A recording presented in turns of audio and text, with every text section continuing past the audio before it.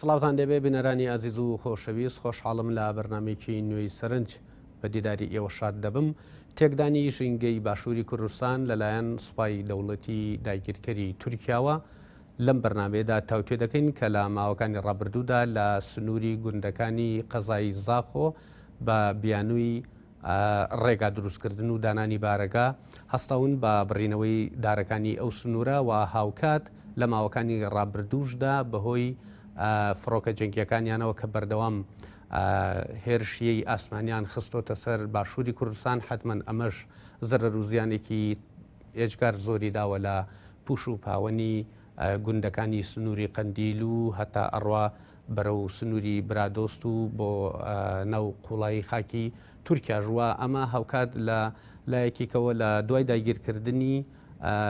ئەفرین لە ڕۆژاوای کوردستانیش بینیمان دارزەیتونەکانی ئەفرین چۆن لەلایەن سوپا و گروپە تۆرۆریستیەکانی نزیک لە دەوڵەتی تورکیاوە دەبڕانەوە و هەتا ئەوەشمان بینی کە دارزەیتون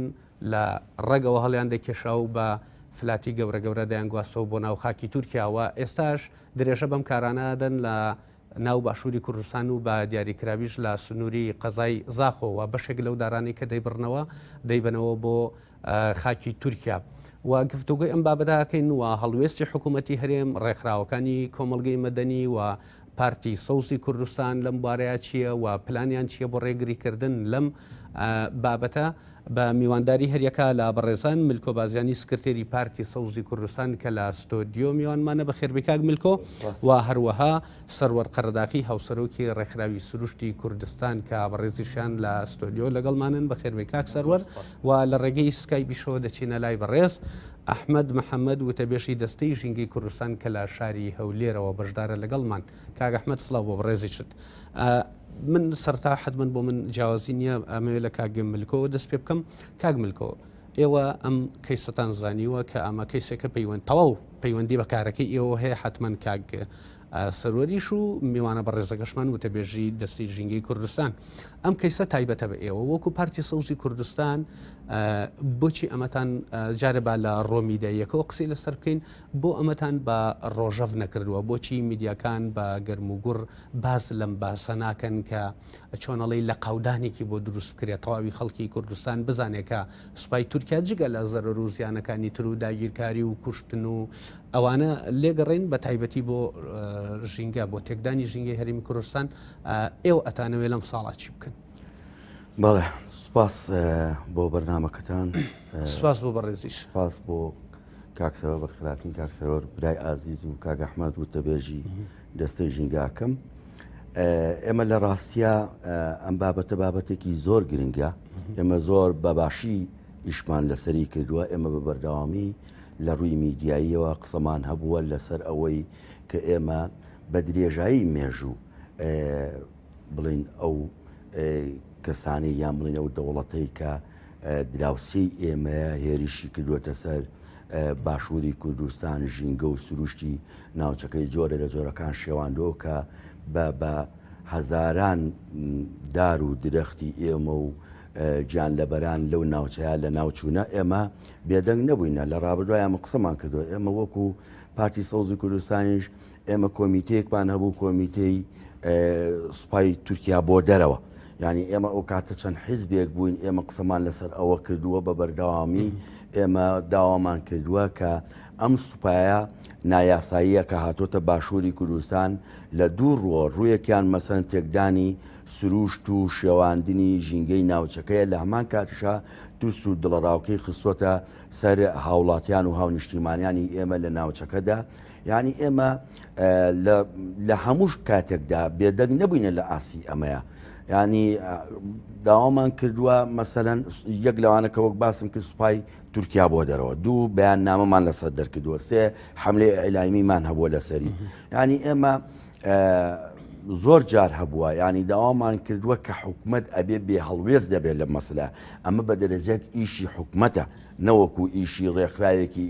ژینگەی NGO. ڕێکخراوە ژینگەیەکان چاودێرن، ڕێکخراوە ژینگەیەکان زیاتر قسەیان لەسەر ئەم بابەتە هەبووە. بەڵام لە هەمان کاتیشا پارتی سەوزی کوردستان بە بەردەوامی ئێمە بۆ ئەو وڵاتانەی کە دراوسێ ئێمن هێرشیان کردووەتە سەر سروشت و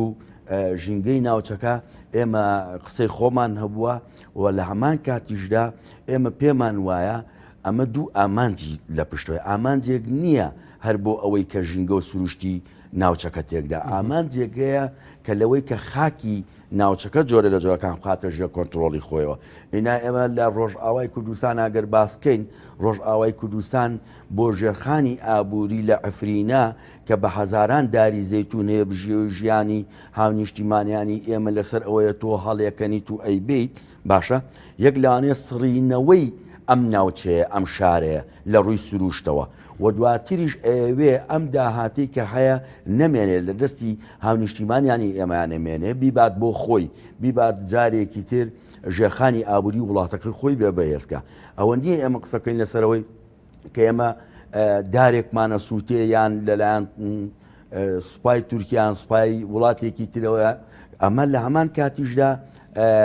ژێرخانی ئەم ئابووری ئەم وڵاتی ئێمە تێگەدا یعنی ئێمە ئێستا لە منطقەی زاخۆوانە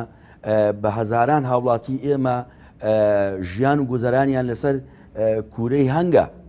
هیچی نەماوە ئەمانە مەسەن لەسەر ڕەزە ینی باخە ڕەزی گەورەی هەیە ئەم باخە ڕەزانە هەمووی لە ناوچوونە شێوەیان دراون واتە دوو جار ینی هەم ژینگەکەی تێکداوە هەم ژێرخانی ئابووری و سەرخانی ئابووری ئەم وڵاتی ئێمەشی تێک دەستخۆش ئەگەر ڕێمەلات کاک سەروەر پێت وایە حکوومەت بە ئەرکی خۆی هەستا بێ بۆ ڕێگریکردن لەم کارە بە تایبەت کە دەسەیەک هەیە لە هەرێمی کوردستانە ناوی دەستی ژینگە پارێزی هەرێمی کوردستانە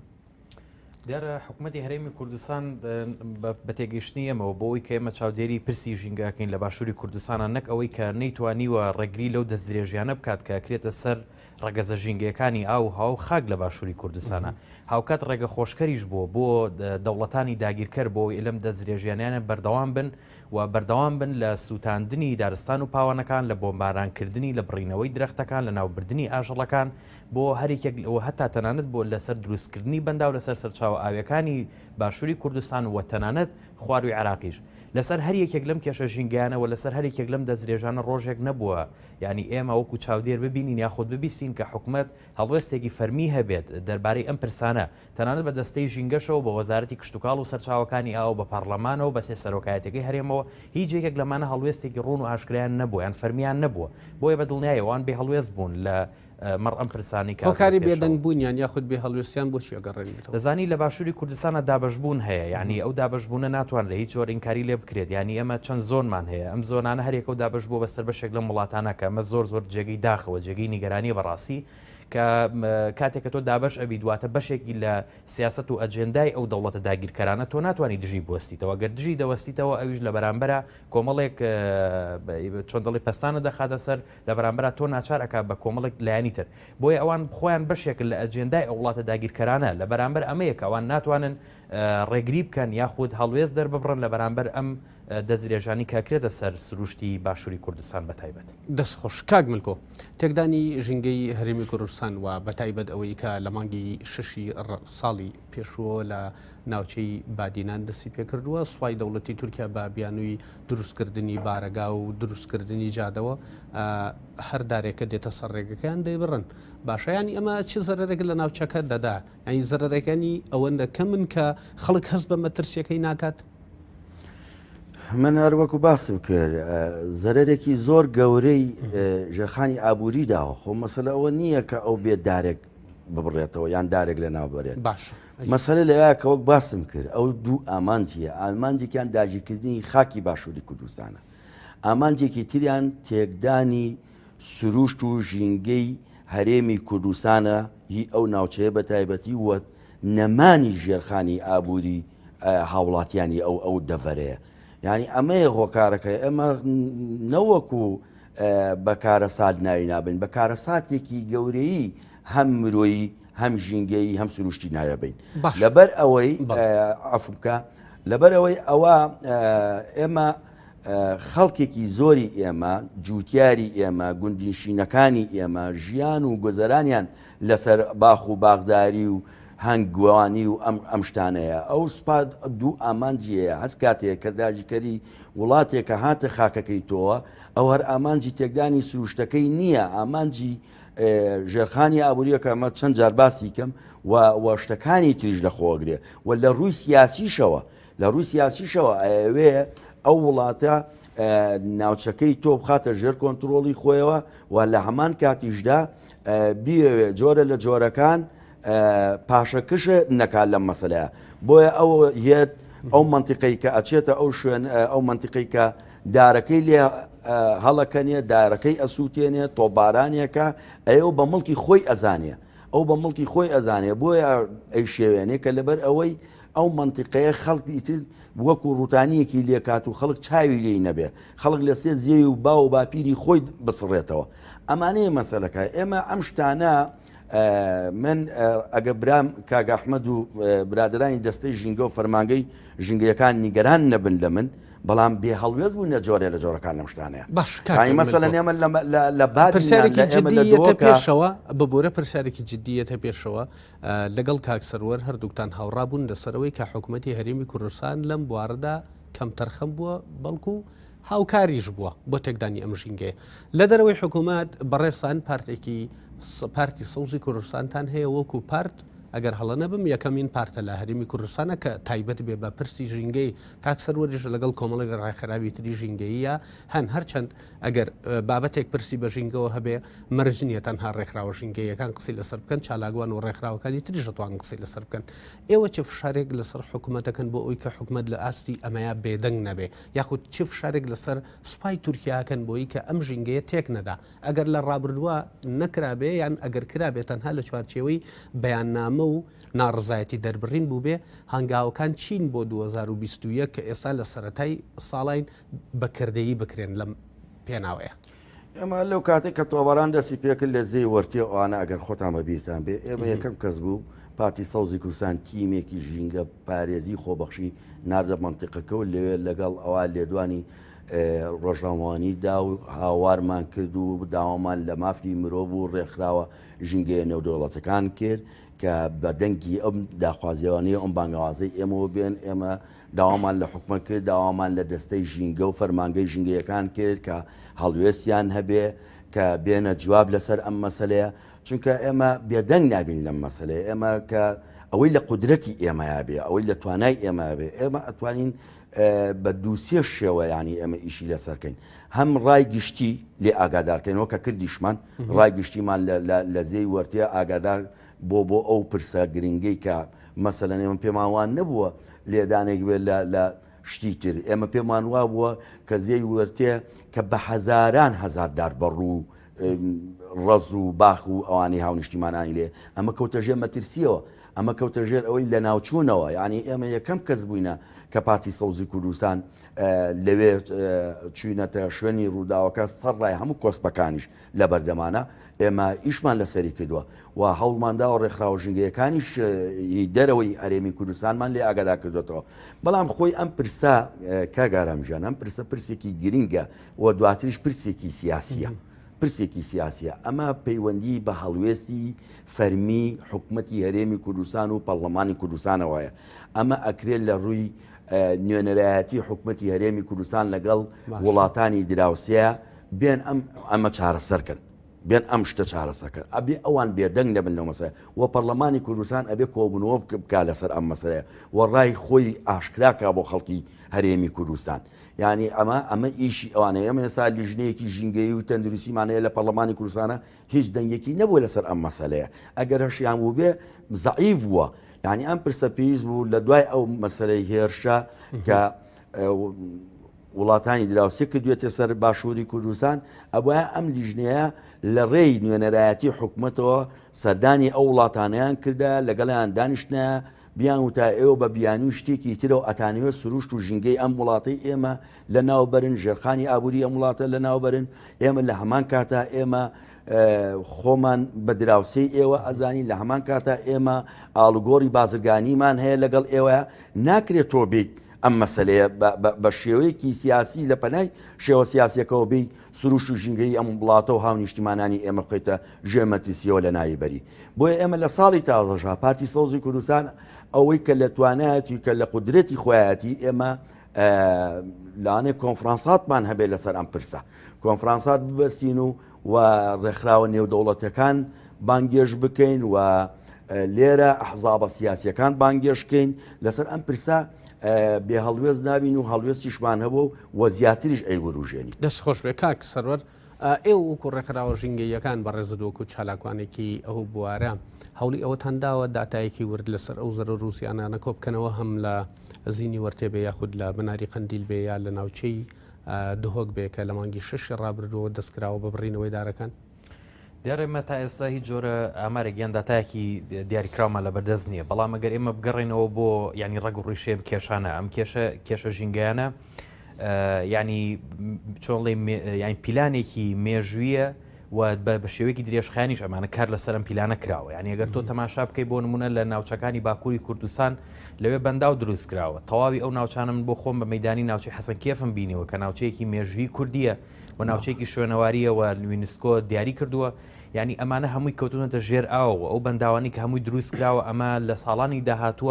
داهاتووی ئاو یان سامانی ئاو لە باشووری کوردستان و تەنانەت لە خواروی عراقی شاخاتە مەترسیەوە، چی لەلایەن دەوڵەتی تورکیاوە چی لەلایەن ئێرانیشەوە، چکە ئێرانیش بە هەمان شێوە ژمارێکی بەرچاو بەنداوی دروست کردووە لە بەردەم بەنداوەکانەوە تونێلی لێداوەتە بۆی جارێکی ترەماوە بگەڕێنێتەوە بۆ ناوچەکانی تری خۆی.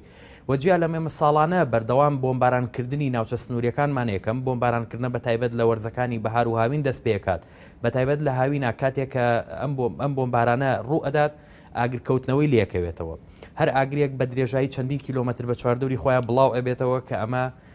ناوچەیەکی فراوان لە پوش و پاوان ئەستوتێنێت لە ناو ئەم پوش و پاوانە درەختەیە ئەم درەختانە ئەستوتێنێت و جارێکی تر ئەم درەختانە زیندوو نابنەوە یاخود سەوز نابنەوە و هەر بە هەمان شێوە لە ناو ئەم دارستانە چیمان هەیە ئەمە زیندەوەرمان هەیە، هێلانەی باڵندەمان هەیە، ماڵی سەدان ئاژەڵ و باڵندەی کێوی لێ هەموم ئاژەڵ و باڵندانە دەستوتێنێن و چەندین جاریش ئەمە لە ڕێگەی میدیاکانەوە لە لای خەڵکی ناوچەکانەوە بەدی کۆمنت بەڵام ئەمە باشتر نییە کە بەس منیشمە بەسم ئەو دیکۆمنتەیە باشتر نییە ئەمە بە دیکۆمنت لاتان بێ لەگەڵ ڕێکخراوە نێودەوڵەتیەکانی بواری ژینگە ئیشی لەسەر بکەن بۆی کە فشارێکی جدی لەسەر حکوومەتی هەرێم و سوپای تورکیاش دروست بکرێ بۆی جارێکی کە پەنا بۆ ئەمانە نەبە. ئێمە بەداخەوە لە باشووری کوردستان یعنی ئیمکان و توانایی ڕێکخراوە NGOکان سنووردارە و ئەمەش بەڕاستی حکومت لێ بەرپرسە، چونکە ینی ئەو ڕێکخراوانە بەپێی یاسای ڕێکخراوە حکومەکان دەبێت لەلایەن حکومەتەوە پاڵپشتی بکرێن، بەڵام ئەو بۆ ماوەی زیاتر لە 6 ساڵ هەموو پاڵپشتێکی دارایی ئەم ڕێکخراوانە وەستێنراوە، بۆیە ئەو ڕێکخراوانی کە کار لە پرسی ژینگەکەن بە تایبەت مەبەستم ڕێکخراوە جدیەکانە هیچ جۆرە پاڵپشتێکی حکومی ناوخۆیی و لە دەرەوەش ئەم جۆرە پاڵپشتێ نیە، بۆیە ئەمە ئیشەکانی ئەمە سنووردار کردووە، بەڵام ئەوەی ئێمە زیاتر کارمان لەسەر کردووە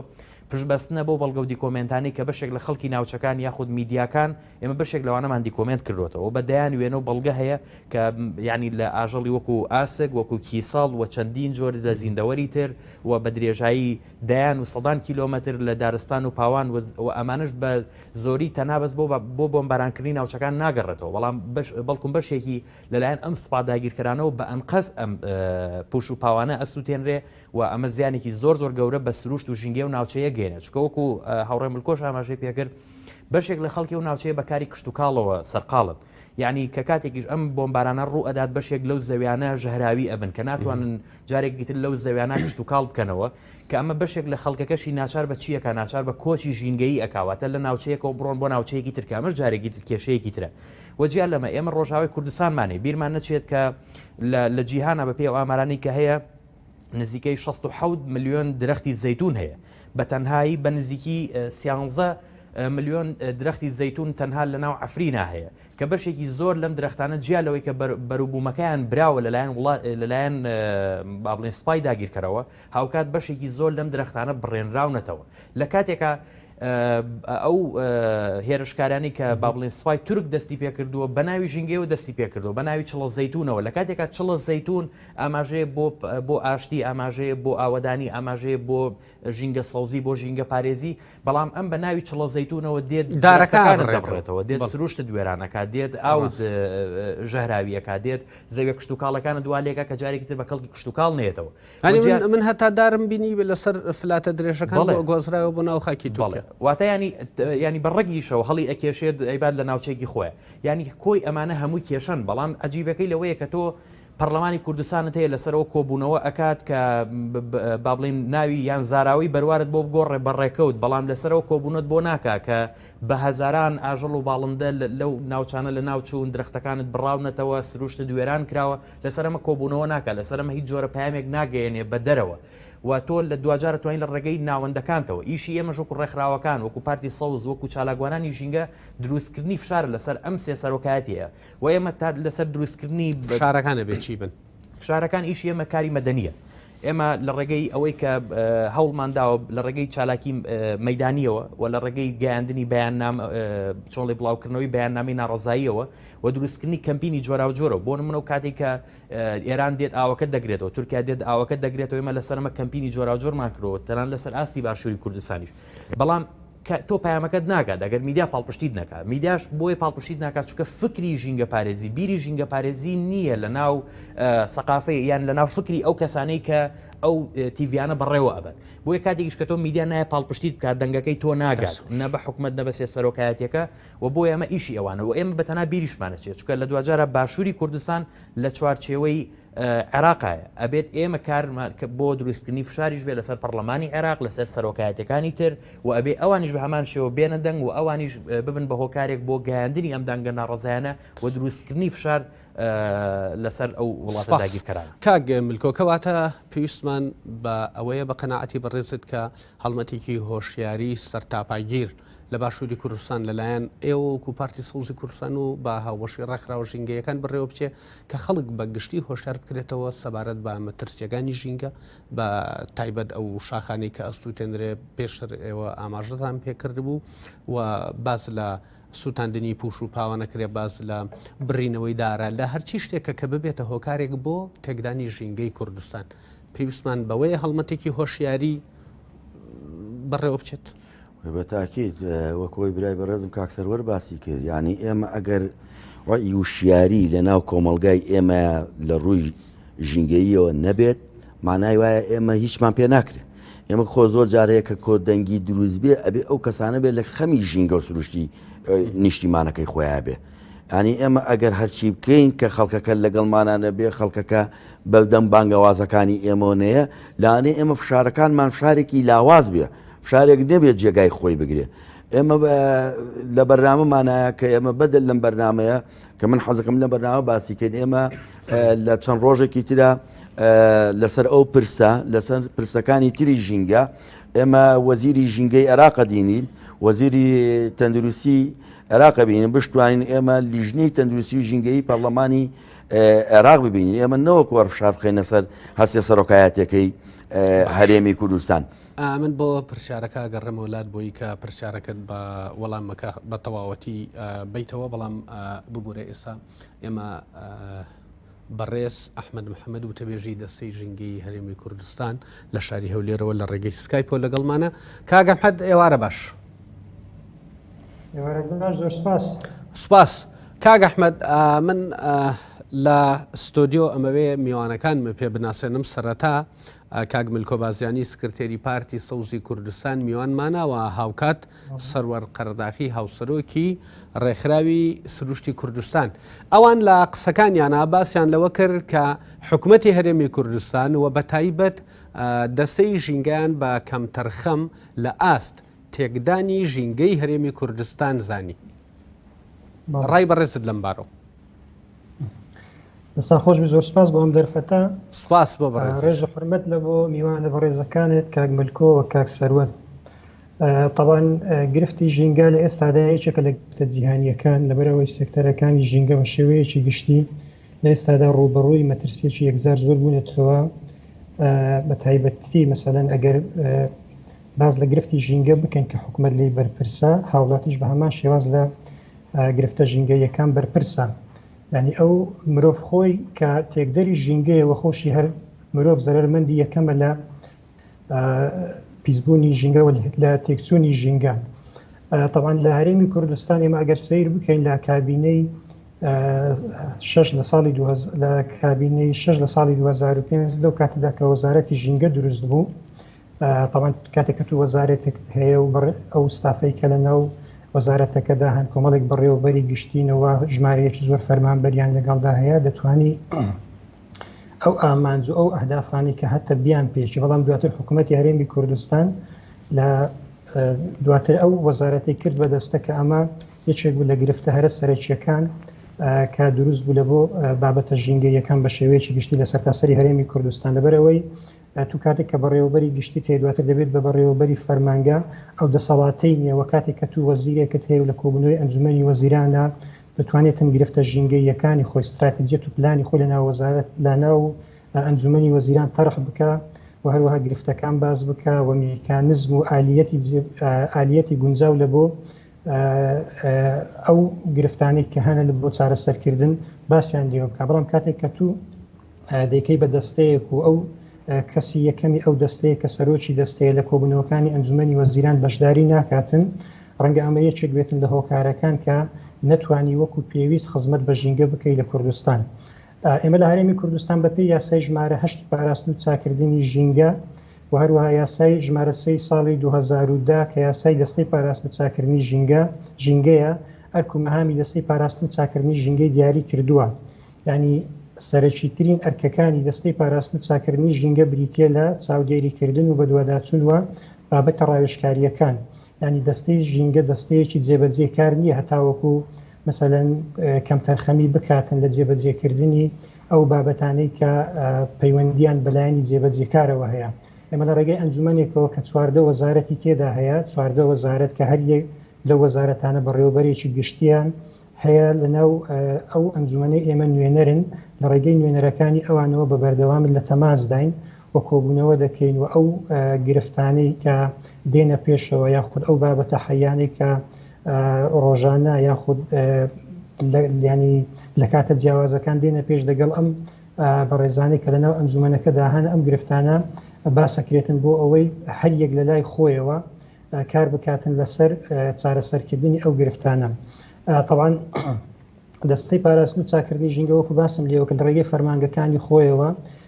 لە شارەکان لە هەر یەک لە سێ پارێزگاکەوە لە ئیدارەی گەرمیان و ئیدارەی ڕاپەڕینیش فەرمانگەی هەیە هەر یەک لەو فەرمانگانە جگە لە بابەتی هۆشیاری کە ینی بەشی تایبەتیان هەیە بە مەسایلی هۆشیاری و هەڵمەتەکانی هۆشیارکردنەوەی هاوڵاتیان و ئەوانە بابەتی ڕئیسی کە فەرمانگەکانی دەستەی پاراستن و چاکردنی ژینگە ئەنجامی دەدەن و جێبەجێی دەکەن بریتە لە ئەو پرۆژانەی کە بە جۆرێک لە جۆرەکان کاریگەری سلبی دروست دەکەن لەسەر ژینگە بەلای ژینگەدا دێتنەوە لەوێوە ڕەزامەندیان پێدەدرێتن بەپێی ئەو ڕێنمایانەی کە لە ژێر چەتری یاساکانی دەستەی پاراستن و چاکردنی ژینگە دەرچوون. باش کاک ئەحمەد پێت وایە ئێوە وەکو دەستەی ژینگەی هەرێمی کوردستان بە ئەرکی خۆتان هەستا بێتن ئەگەر وایە کەواتە گرفتەکە لەکوێدایە کێ کەم تەرخەمە لە ئاستی ئەوەیە کە ڕێگری ناکە حتمما حکومت بۆی هەیە ئیجراعات بکات توانای ئەوەی هەیە کە ڕێگری بکات لە تێکدانی ژینگەی کوردستان بە تایبەت لەلایەن بردومانی فڕۆکە جەنگیەکانی دەوڵەتانی دراوسێ بە تایبەت حتمما تورکیا و ئەو سوپایی کە لە ناوچەی زاخۆیە و لە مانگی 6 ڕابردووەوە لە ئەو دارانەی سنووری گوندەکان ئەبڕێتەوە بە بیانووی نیشتە جێبوونی خۆیان و دروستکردنی ڕێگا ینی پێویستە کێ ڕێگری لەمە بکە ئایا حکومت مەگەر حکومت نییە کە ڕێگری لەماکە حکوومەتی هەرێم بەڵێ حکوومەتی هەرێم بەس حکوومەتی هەرێمی کوردستانە بەڵێ هەمومان بەرپرسین لە پاراستنی ژینگەی هەرێمی کوردستان حکوومەت هاوڵاتی تاک مامۆستایانی ئاین کەناڵەکانی میدیا ینی پەروەردە ئیعلام هەموو لایەکمان بەرپرسین لە پاراستنی ژینگەی هەرێمی کوردستان بەڵام ئێمە ناکرێ مەسەلەن ینی بەڕاستی ئێمە ینی زۆر کاتی ئەو پرسیارەمان ڕوبەڕوو دەبێتەوە وەکو دەستەی پاراستن و چاکردنی ژینگە کاتێک کە مەسەلەن باسی کۆکردنەوەی خۆڵ و خاشاک و پاشماوە دەکرێتن بەدەن دەستەی پاراستن و چاکردنی ژینگە ئێوە کەم تەرخەمن لە کاتێکدا کۆکردنەوەی خاشاک و پاشماوە بابەتی ڕیسایکلنی دووبارە بەکارهێنانەوە و ئەمانە هیچ ینی ئەرچی دەستەی پاراستن و چاکردنی ژینگەنی وەکو مەجاالە ژینگەیەکە بەڵێ ڕەبتیان بە بابەتی ژینگەوە هەیە بەڵام ئەرچی دەستەی پاراستن و چاکردنی ژینگە چکە ئێمە لەناو ینی چوارچێوەیەکی یاسایی داین یاسا کاری ئێمە دیاری کردووە یاخود کاتێک کە مەسەلەن باز لە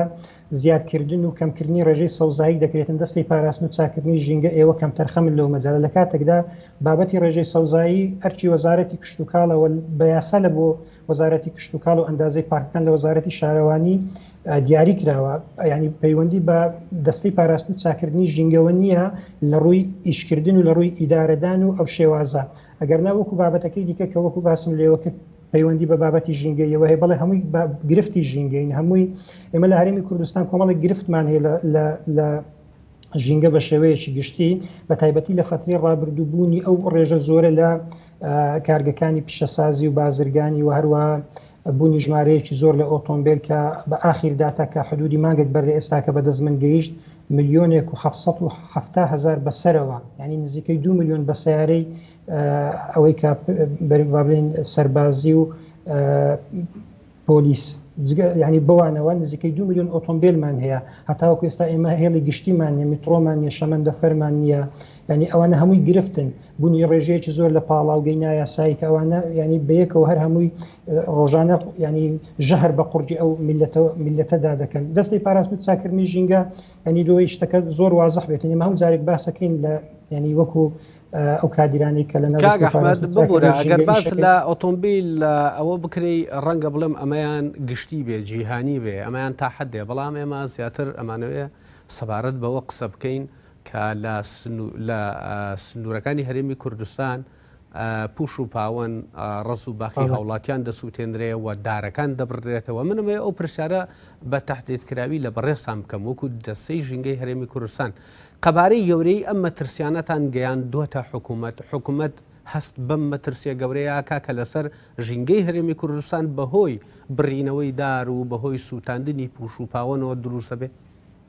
بڵێ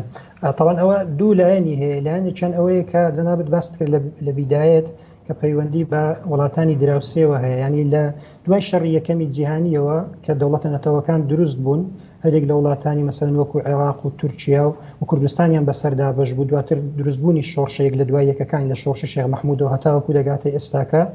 بە تێپەڕبوونی کات بە بەردەوامی ئەو وڵاتانە ئەو شۆڕشانە کاتێک کە لەو ناوچانە کراون تۆبارانی ئەو ناوچانیان کردێ چینیا بارانیان کردێ مینیانە لە ناوچە سنووریەکان چاندووە و هەروەها چینیا بارانی ئەو منتقانەیان کردێ هەموو ئەو شێوازە لە دوژمنکاری و وێرانکاریانەی کە ئەو وڵاتانە کردویانە بەرامبەر بە هەرێمی کوردستان جگەلەوەی کە زیانی مرۆیی هەبووە بە هەمان شێوە زیانی ژینگەیشی هەبووە مەسەلەن سووتاندنی ئەو هەموو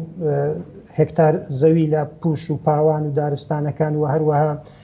کوشتنی ئەو هەموو باڵندە و ئاژەڵی چێوی ینی ئەوانە هەمووی هۆکار بوونە لە بۆ ئەوەی کە ژینگەی وڵاتەکەی ئێمە وێران ببێ یاخود بەرەو تێکچوون بڕواتن ئەوە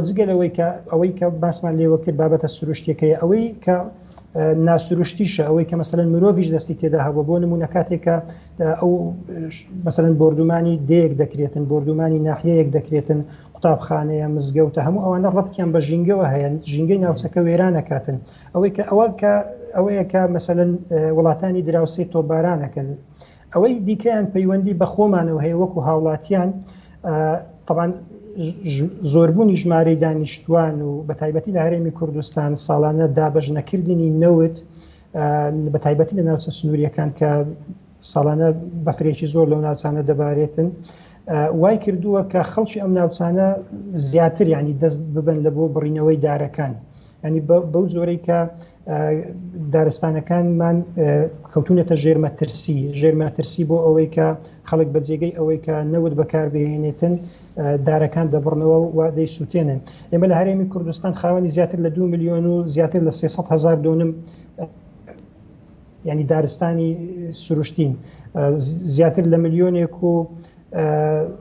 ملیۆنێک بەسەرەوە ینی دارستانی دەستکردمان هەیە ئەوانە هەموو ینی سەروەتێکی گرنگن لە بۆ وڵاتەکەمان لە بۆ هەرێمی کوردستان بەڵام بوونی ئەو ڕێژەیە زۆرە لە هاوڵاتی و نەبوونی ئەو خزمەت گوزاریانی کە پێویستن لە بۆ خەڵک بەڕاستی کاریگەری دروست کردووە لەسەر ئەوەی کە ینی بەڵانسی ژینگە هاوسەنجی ژینگە تێک بچێتن کە ئەمە بەڕاستی گرفتە پلانی ئێوە بۆ ئەم ساڵ چییە کاگ ئەحمەد پلانی ئێوە چییە بۆ ڕوبەڕووبوونەوەی ئەم مەترسیانە ئەمەوەکو دوا پرسیار بۆ بەڕێزت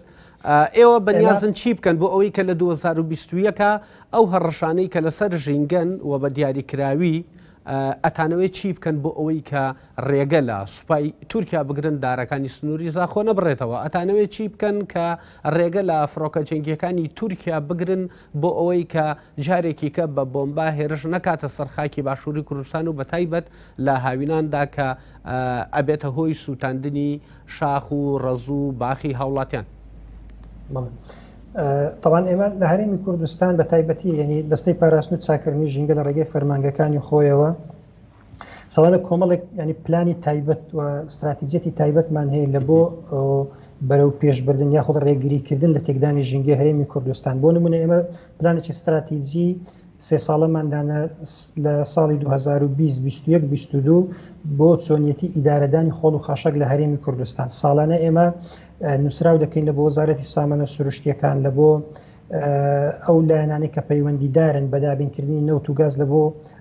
هاوڵاتیان کە ڕێژەیەک لەو نەوتەی کە ئێمە لە هەرێمی کوردستان ینی هەرێمی کوردستان وڵاتێکی دەوڵەمەندە بە سامانی سروشتی دەکرێت لە ڕێگەی ئەوەی کە خەڵک یان لە جێگەی ئەوەی کە خەڵک دار ببڕێتەوە حکوومەتی هەرێمی کوردستان بە تایبەتی وەزارەتی سامانە سروشتیەکان نەفت لە بۆ ئەو خەڵکانە دابین بکاتن بۆ ئەوەی دەست نەبن لە بۆ دارستانەکان و بیان بڕنەوە دواتر بیان سووتێنن چۆ بەڕاستی ئەمە گرفتە لە بۆ هەرێک لەو بابەتانە ئەوەی کە ینی چکات کاتێک کە تو باسی ژینگە دەکەی دەبێت تو بێ باس لە سێکتەرەکانی ژینگە بکەی دانە بەدانە ئەوەی کە پەیوەندی بە هەواوە هەیە ئێمە بە هەمان شێوە استراتیجێکی یەکجار گرنگماندانە لە بۆ چۆنیەتی پاراستنی کواڵەتی هەواوە دانانی محەطاتی هەوا بۆ ئەوەی قیاسی هەوای پێ بکەین و هەروەها پلانی چۆنیەتی احتیفازکردن بە هەوای هەرێمی کوردستان لە شارەکان تاوەکو بتوانین ینی ئەو گرفتانەی کە لە ڕووی هەوا چکرد ئێمە وەکو باسمان لێوە کرد نەبوونی هێڵی گشتی و نەبوونی میترۆ شەمەندەفەر و ئەمانە وای کردووە کە ڕۆژانە ینی ئەوەی کە ئێمە وەکو داتا لە لامانە نزیکەی 7 ملیۆن لتر بنزین دەسووتێنرێتن لە هەرێمی کوردستان و هەر یەک لەو لتر لەو بنزینە نزیکەی 2 کیلۆ دوانەوسی دروست دەکاتن کە ئەمە تێکەڵ بە هەوا دەبێتن و دواتر کاریگەری دروست دەکاتن لەسەر تەندروستی و ژینگەی هەرێمی کوردستان. زۆر سپاس بۆ بەڕێز ئەحمەد محەممەد وتەبێژی دەستی ژینگەی هەرێمی کوردستان کە لە شاری هەولێر و لە ڕێگەی سکایپ و لەگەڵمان بووی. سپاس. سپاس بۆ ئێوەش. کاگملکۆ ئەگەر قسێکت لەسەر قسەکانی کاگ ئەحمەد هەبێەوە ئەوەشم بیرماوە کەوتێ وەزیری ژینگەی عێراقی بەنیازین ببینین. بەڵێ ئێمە لەسەرەوە پرسە و پرسەکانی تری ژینگە ئێمە چاپێکۆتمانەیە لەگەڵ وەزیری ژینگەی عێراق لەگەڵ وەزیری تەندروستی عێراق و بمانەوە لەگەڵ لیژنەی لە بەرنامەمانە لەگەڵ ژینگەی تەندروستی و ناو ئەنجومەنی نوێنەرانی عێراق لەگەڵانە دانیشین مەسەلەی بۆمبارانکردنی ناوچە سنووریەکانی ئێمە بکەینە باس و بە یادداشتێکی تەقدیمی بەڕێزیان بکەین. من لەگەڵ ڕێزم بۆ قسەکانی کاگ ئەحمەد ئەمە کە ئەڵێن هەڵوێستی حکومەت لاوازەیان دەستەی پاراستن و چاکردنی ژینگە لاوازە ئێمە لە ئەو شوێنانە وەکو کاگ ئەحمەد باسی کرد ئێمە فەرمانگەی ژینگەمان هەیە ئێمە ئێستا لە دووهۆک فەرمانگەی ژینگەمان هەیە ئێمە لە ڕانێ دەواازەی ڕاپەڕین ئێمە فەرمانگەی ژینگەمان هەیە ئێمە لە ئاسی ئەم تۆبارانکردن و شێواندنی ژینگەیە ئێمە نەمان بینی هەم دەستەی ژینگە هەم فەرمانگەی ژینگەی ئەم ناوچێ بە دیێڕێکیش بێ باسیکە ینی ئەمەیە نیگەرانی ئێمە یانگلەکانی ئێمە لە دەستەی پاراستنی چاکردنی ژینگە و فەرمانگەی ژینگەیەکانیین لە پێنجان عینی شت تۆبارانە کرێت و ژینگەی ئەو ناوچەیە تێکە درێ فەرمانگەی ژینگەی سلێمانی قسەی نییە یعنی ئەمانەیە ینی بۆیە ئێمە شتەکان ئەبێ وا سێریکەین لەبەر ئەوان جێتێکی حکومین ئەبێ ئەوان زیاتر زەختکەن زیاتر ئەتوانن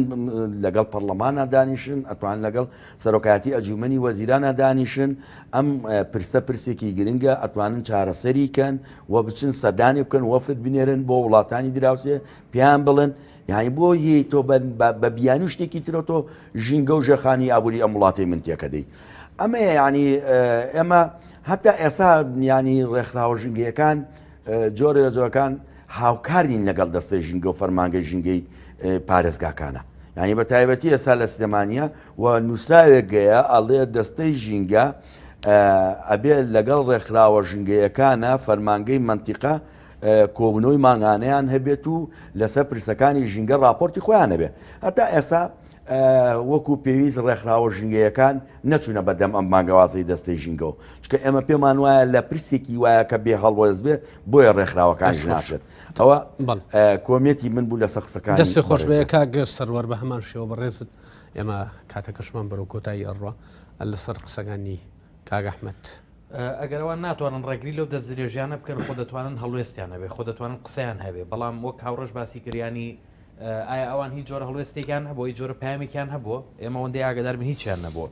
و بابەتی پرسی ژینگە پارێزیانی ئەم شتانە هەمووی پەیوەندی بە وشاری ژینگەیەوە هەیە یان پەیوەندی بە پەروەردەی ژینگەوە هەیە ئێمە کە دەڵێ ژینگە واتە ژیان کە دەڵێ تێکدانی ژینگە واتە تێکدانی ژیان ینی خەڵک لە باشووری کوردستانان ڕوبەڕووی تێکدانی شێواندن و ژینگە ئەبێتەوە بەڵام بۆچی بۆ ئەم تێکدانی ژیانە بۆ ئەم تێکدانی ژینگەیە خەڵک هەڵوێستی نییە خەڵک پامی نییە لەبەرەوەی پرسی ژینگە پارێزی لە باشووری کوردستانە نەهاتوتە ناو پرۆگرامی خوێندنەوە نەهاتوتە ناو پەروەردەی ژینگەی ناو خێزانەوە نهاتوتە ناو پەروەردەی نهاتوتە ناو میدیاوە بۆیە هەموو ئەمانە کاریگەریان هەیە بەسەر ئەوەی کە ئێمە تاکێکی ژینگە پارێزیان تاکێکی وشیاری بە ئاگار هەمومان بەرپرسین لە ئاسی بە دڵنیایی و ئێمە هەمومان بەرپرسین بەڵام تێگەیشتنی ئێمە وایە کە حکومت خۆی بە ئەنقەس ئەم کارە ئەکات بە دڵنیاییەوە دەزانی بۆ تۆ سەیری بکە مەسەلەن ینی تایبەت بە هوەر پرۆگرامی تایبەت هەیە لە ناو ناوەندەکانی خوێندن ئەخوێن وەکو وانەیەکی تایبەت وەرزش بە هەمان شێوە لە ناو تەلەڤیزیۆنەکانە بەرنامەی تایبەت بە هوەر و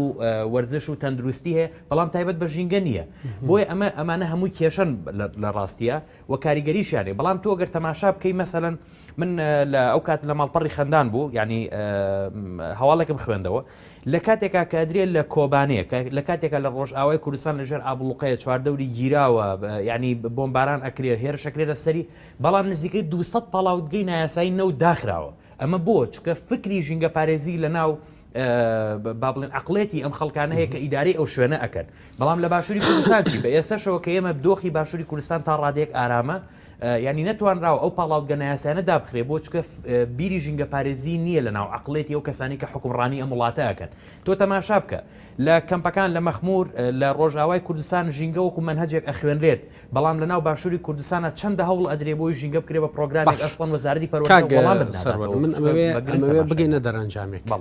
2021 پێویستە بۆ بواری ژینگە چی بکرێ هەم ئەرکی ڕێکخراوەکان پارتی سەوزی کوردستان فەرمانگە و دەسەی ژینگەی هەرێمی کوردستان حکومت دوجار ینی ئەبێ چی بکرێ بۆی کە ژینگەی هەرێمی کوردستان لەم تێکدانە بپارێزرێ دەزانی بۆ خۆی ینی دوو شتەیە کە پێویستەکە ئیشی لەسەر بکرێت یەکەم بابەتی بە پرۆگرامکردنی ژینگە لە ناو ناوەندەکانی خوێندنە کە ئەمە ئەمڕۆ ئیشی بۆکەی 30 ساڵی تر بەرهەمەکە دەداتێ وە کۆی کە ئەمڕۆ تۆ نەمامێکی بەردارە ڕۆنی پرتەقاڵە 10 ساڵی تر بۆ نەبەرهەم دەداتێ 15 تر بەرهەم دەداتێ بە هەمان شێوە میش بەم جۆرێک ئەمە پرۆسەیەکی خاوە بەڵام پرۆسەیەکە تۆ دەبێت بە قۆناق ئیشی لەسەر پێی بابەتی دووەمیش کاراکردنی ئەم یاسانەیە ینی ئێمە یاسای پاراستنی دارستانمان هەیە بەپێی یاسای پاراستنی دارستان هەر کەسێک کە بێ بە هۆکار بۆ بڕینەوە لە ناوبردنیم درەختانە ئەبێ سزا بدرێت و بێ ڕوبەڕوو بکرێت تۆ دەستورت هەیە لە ناو دەستوری عێراقا کاکە باسی ژینگە پارێزی کراوە بەپێی دەستور ئەوەی کە وڵاتانی ئێران وڵاتانی تورکیا دەیکەن ئەمانە هەمووی دەستدرێژێ بۆ سەر ژینگەکەت ئەمە شتێکە کە دژی دەستورە بەڵام بۆ ئەمە عێراق سێسەرۆکایەتەکەی هەرێم ئەوێ چیان کردو بۆ ڕاوەستانی ئەمان هیچ نەکراوە کەواتە کێشەکە لە یاسا هەیە بۆ ئەم بوارانە یاسای بەڵام بەرکار نین ینی کاریان پێ ناکرێت نەکار بە دەستورە کرێ نەکار بە یاسا کرێ نەکار بە ڕێنمایی کرێت ئەمانە بۆ چونکە ینی کۆمەڵک بەرژەوەندی سیاسی بەرژەوەندی ئابووری هەیە لە سەر و پرسی ژینگەوە دانراوە واتە ژینگە واتە ژیانی مرۆڤ واتە هەموو زیندەوەرەکان هەمووی کراوە بە قوربانی لە پێناو کۆمەڵی خەڵک و تەواو هەر ئەوەندە دەستخۆش بێ کەواتە پێ وایە ئەو یاسایانەی کە بۆ پاراستنی ژینگەی هەرێمی کوردستان دانراون تەنها کاریان پێ بکرێت لەو گرفتانە ڕزگارمانە بێت کاگملکۆ دو قسەی بەڕێزت وەڵام من زۆر جاریامە باسی ئەوەمان کردوە ژینگە ئەبێ ئەم پرسە گرنگەی کە ئێمە ئیشی لەسەرەکەی نەچەند من پێم خۆش بوو کاکسەروەر هەر ئیشارەتی پێ بدە ژینگە پارێز لە باشووری کوردستانە ڕێژەیەکی کەمە بە پەنجەکانی دەسەژمێدرێ چەند ڕێکخراوێکی ژینگەیە چالاکن ینی خۆ ئێمە لەوانەیە ئێستا چەندین ڕێکخراوی ژینگەیی هەبێتوانە مۆڵەتی شێبێ لە فەرمانگەی ڕێکخراوە ناحکومەکانە بەڵام لە هەمان کاتە ئەم ڕێکخراوانە کارانین ئێمە چەند ڕێکخراوێکی ژینگەیە پارتی سەوزی کوردستان هەیە پارتی سەوزی کوردستانیش تەمەنێکی زۆری نییە کە دامەزراوە ئەوەی کە هەیە ڕێکخراوە ژنگەکان و پارتی سەوزی کوردستان توانیویانە ئێمە پرسەمان زۆر جولاندووە و ئەم پرسەمان زۆر دەدی کابراوەتی لە حەدی خۆشی گەورە کردووە. ینی ئەوە نەبێ ئێمە حەقسەمان لەسەری نەبوو بێ خۆ ئەگەر ڕێکخراوە ژنگەیەکان و پارتی سەوزی کوردستان نەبێ خوێندی هاوڵاتی ئێمە نازانێت پرسی ژینگە چییە، نازانێت پیشەسازی چییە، نازانێ مەسەن تێکدانی سروشت و ژینگە و نەمانی گوند و ئەوانە چییە. ینی بەڕاستی ئێمە وەکو برادرانش باسییان کرد، ینی ئەکرێ ئێمە بەردەوام بین وشیاریمانێ ئێمە لە ساڵی تازەیە دوو ئامانجمانەیە وەکو کاکسەروەر باسی کرد کە ئێمە ئەبێ بچێتە پرۆگرامی خوێندنەوە کە لە وڵاتی ئەمە نەخسێکە نییە وەکو چۆن وانەکانی ئاینی کوردی ئینگلیزیە خوێندرێ ئەبێ لە وانەی ژینگەی بخوێندرێ هەتاکو خوێندنی باڵە. بەڵام ئەمە لای ئێمە هەتا ئێسا کە فشارمان کردو ڕینمان کردو حکومە جوابی نەداوینەتەوە. ئێمە لە ساڵی تازەش یەکێکە لە بەرنامەکانمان کە ئەماکەین دواتر بۆ ناوەندەکانی خوێندن ئێمە کۆڕ و سیمیناراتمانەیە و دوای ئەوە پارتی سەوزی کوردستان لە بەرنامەیەتی لە هەڵبژاردنەکانی عێراقا کێسا لە دیراسەن ئێمە بە لیستێکی ژینگە پارێزی و بەشداری بکەین لە هەڵبژاردننی پەرلەمانی کوردستانە بەشداری بکەین لە جومەنی پارێزگاکانە بەشداری بکەین. ئێمە ئەو کاتە کە موقعێکی پەرلەمانیمان بەدەستێنە ئەو کاتە ئێمە ئەتوانین زۆر لەوەی کە ئێستا هەیە باشتر دیفاع لە پرسەکانی ژینگە بکەین و بمانێ ژینگە بێگەێنینە خۆناغێکی باشتر. بۆ ملکۆ بازیانی سکرتێری پارتی سەوزی کوردستان سوپاس کە لەگەڵمان بەشدار بووی و سوپاس بۆ سەروان خەرداخی هاوسەرۆکی ڕێکخراوی سروشتی کوردستان کە بەشداری بەرنامەکەت کرد و سوپاس بۆ ئەحمەد محەممەد و تەبێژی دەستی ژینگی کوردستان کە لە شاری هەولێرەوە لە ڕێگەی سکایپۆ بەشدار بوو. سوپاس بۆ ئێوەش بینەرانی ئازیز و خۆشەویست وەک هەمیشە سوپاس بۆ هاوکارانم لە بەشی کۆنتڕۆڵ و پشتی کامێرە تا هەفتەیەکی کەوتەوەرێکی کە هەر شاد و سەرکەوتوو بن. دەستی ئێوەش خۆش بێت.